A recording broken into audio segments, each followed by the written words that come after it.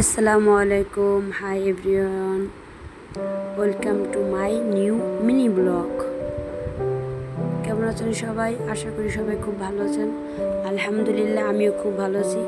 আজকে চলে আসলাম আপনাদের মিনি ব্লগ দেখাতে আমাদের গার্মেন্টসের সম্পর্কে। আজকে আপনাদের পকেট খুলবে যন্ত্র এটাই দেখাবো।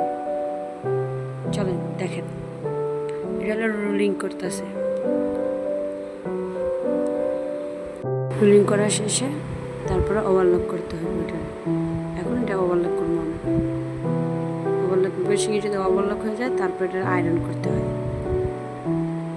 এই 3 মাথা ভালো করে আগে ওভারলক করতে হবে, সুতা বেড়ে লাভ চলবো না।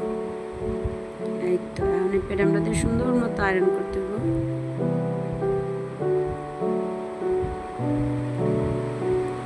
আয়রনগুলো খুব ভালো করে আয়রনের শেপ খুব সুন্দর করতে হবে, না হলে পকেট যখন সুন্দর হবে না।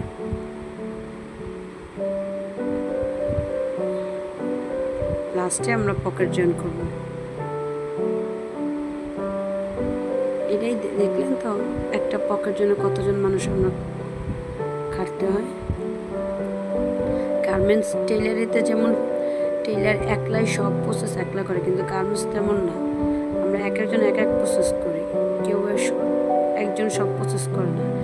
একজন এক এক প্রসেসের জন্য নির্ধারিত। তাহলে কি হয়, কাজের কোয়ালিটিটা সুন্দর হয়।